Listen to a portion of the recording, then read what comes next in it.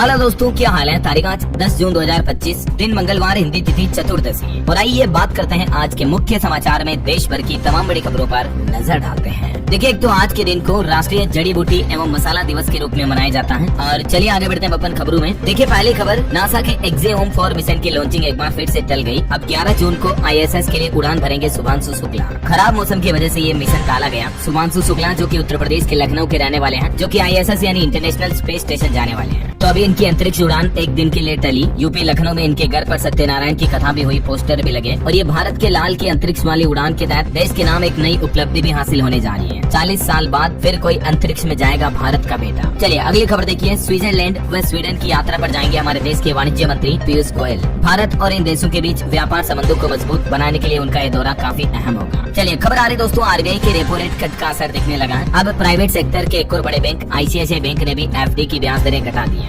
ICICI bank ने भी 0.25% तक की कटौती की है, क्योंकि आपको पता होगा RBI की रेपो रेट कटौती के बाद कई सारे बैंकों ने लोन भी सस्ता किया। तो जाहिर सी बात है, बैंक अब अपने FD के इंटरेस्ट रेट में भी कटौती कर रहे हैं। और इस कटौती के बाद 3 करोड़ रुपए तक की FD पर अलग अलग टाइम पीरियड के अंदर कितना ब्याज मिलेगा, कितना इंटरेस्ट रहेगा, इसकी जानकारी आप देख सकते हैं। हालांकि कई सारे बैंकों ने लोन पर भी राहत दी है। मैंने आपको बताया भी था DLS न्यूज चैनल पर, HDFC बैंक को बड़ौदा समेत तकरीबन आधा दर्जन बैंकों ने अपने कर्ज यानी लोन सस्ते कर दिए हैं। और बाकी दूसरे बैंक भी इसी सप्ताह अपनी ब्याज दरें घटा सकते हैं। और ये लोन कटौती के बैंकों की लिस्ट में शामिल है। एक तो देश का सबसे बड़ा bank SBI, ICICI, union bank, axis, Kotak Mahindra bank और HDFC वगैरह के रेट्स मैंने आपको कल ही बताया है। ये इस लिस्ट में डिटेल जानकारी आप देख सकते हैं। इस कटौती के बाद HDFC bank, bank of Baroda BOB, bank of India BOI, PNB, Punjab national bank और यूको बैंक के अब नए लोन के इंटरेस्ट रेट क्या होने वाले हैं, है ना। और चलिए अगली बड़ी खबर देखिए दोस्तों। मुंबई लोकल ट्रेन में अब ऑटोमेटिक दरवाजे लगाने का बड़ा फैसला लिया गया। दरअसल बात कुछ यूँ की कल ही मुंबई लोकल ट्रेन में एक बड़ा हादसा हो गया। मुंबई ठाणे में लोकल ट्रेन से यात्री गिर गए, जिसमें 4 लोगों की मौत हो गई और 13 लोग घायल हो गए। जब 2 ट्रेनें नजदीक से गुजरी थी तो गेट पर लटक रहे यात्री वेग टकराने की वजह से गिर गए और इस घटना में 4 लोगों की मौत भी हो गई। तो इसी घटना के बाद अब आखिरकार मुंबई रेलवे प्रशासन सतर्क हुआ है और ये फैसला लिया गया कि अब मुंबई लोकल की जो ट्रेनें हैं उनमें ऑटोमेटिक डोर लगेंगे। जैसे आप लिफ्ट में बैठते हो और दरवाजा ऑटोमेटिक बंद हो जाता है, फिर लिफ्ट रुकने के बाद ही दरवाजा खुलता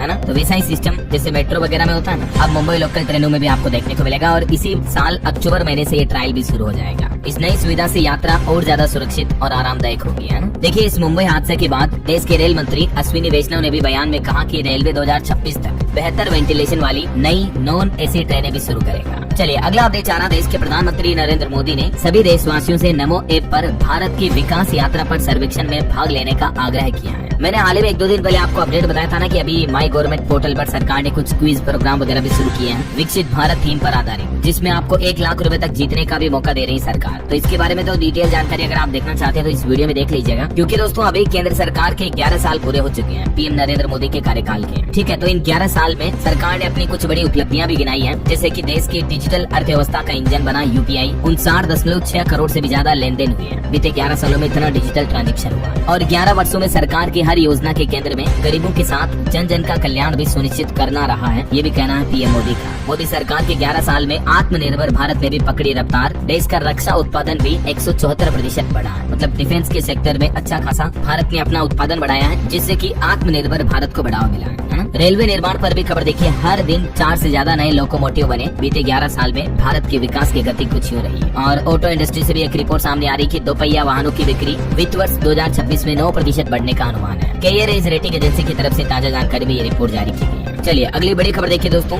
11 मई को शादी हुई, 20 मई को मेघालय शिलांग घूमने गए ये दोनों कपल और 23 मई को इनका मोबाइल ऑफ हो जाता है। परिजनों से कनेक्टिविटी दूर हो जाती है। राजा रघुवंशी जो कि मध्य प्रदेश इंदौर के एक व्यापारी के बेटे थे, ये अपनी पत्नी के साथ, बीवी के साथ हनीमून पर गए थे, आपको बताऊंगा। लेकिन इस मामले पर बीते दिन हमें एक बड़ा खुलासा देखने को मिला कि जो इनकी पत्नी थी सोनम, उसी ने भाड़े के लोगों के साथ और अपने प्रेमी के साथ मिलकर अपने पति का कत्ल करवाया था। पोस्टमार्टम रिपोर्ट में भी कुछ खुलासे सामने आए और क्योंकि बीते दिन उत्तर प्रदेश गाजीपुर में सोनम खुद भी पकड़ी गई, तो अभी तो उससे भी पूछताछ चल रही है। सोनम के पकड़े जाने के बाद पहले तो उसे मेघालय पुलिस ने कस्टडी में लिया और मध्य प्रदेश इंदौर से भी 4 आरोपियों को आज फ्लाइट से वापस मेघालय ले जाया जाएगा। पोस्टमार्टम रिपोर्ट में पता चला कि राजा की सिर पर 2 चोटें भी मिली हैं। और बीती देर रात सोनम को उत्तर प्रदेश की गाजीपुर कोर्ट में भी पेश किया गया। MP इंदौर के ट्रांसपोर्ट कारोबारी राजा रघुवंशी की हत्या के आरोप में उसकी पत्नी सोनम रघुवंशी को यूपी के गाजीपुर की कोर्ट में पेश किया गया। ये वो सोनम की तस्वीर है जब वो गाजीपुर में पकड़ी गई थी, एक ढाबे पर बदहवास हालातों में मिली थी। और ये वो तस्वीर है सोनम और राजा की। इनकी शादी 11 मई को हुई थी बीते महीने। और ये वो 4 तस्वीरें देखिए जिसमें ये तो 3 तो इस केस के आरोपी हैं और ये जो राज कुशवाहा नाम का शख्स है ना, जो कि शकल से नशेड़ी लग रहा है, ये इस पूरे मामले का अभी तक मुख्य आरोपी है। जो मीडिया रिपोर्ट्स आ रही है उसके मुताबिक राज कुशवाहा और सोनम के बीच प्रेम संबंध थे और इसी वजह से सोनम ने अपने पति को मरवाया। ये ठीक वैसा ही केस है जैसा हाल ही में कुछ दिनों पहले यूपी मेरठ में हुआ था। मुस्कान और साहिल ने मिलकर मुस्कान के पति सौरभ को मारकर ड्रम में बंद कर दिया था। तो अभी ये दोनों भी जेल में ही बैठे हैं और आरोप लग रहे हैं कि सोनम ने भी कुछ ऐसा ही किया, प्रेमी की चाहत में पति की हत्या कर दी। अब क्या कहोगे दोस्तों आप इस मामले पर? ये वो तस्वीरें देखिए जब सोनम को दौड़ाते हुए गाजीपुर अस्पताल ले गई पुलिस। ढाबा संचालक से सोनम बोली थी कि लुटेरों ने पति को मारा, जबकि उसके भाई का भी कहना है कि अगर दोषी है तो फांसी दो। अभी तो अपने बयानों से पुलिस को गुमराह कर रही है सोनम। बोल रहे कि जब हम घूमने गए थे तब किसी ने अगवा कर लिया और फिर पति को मार दिया और मुझे यहाँ छोड़ दिया। अब ये झूठ है या सच है ये तो इन्वेस्टिगेशन के बाद ही पता चलेगा। जबकि इस मामले पर अब राजा की मां का कहना है कि राजा ने पहले भी कहा था कि सोनम मुझ में इंटरेस्ट नहीं ले रही है और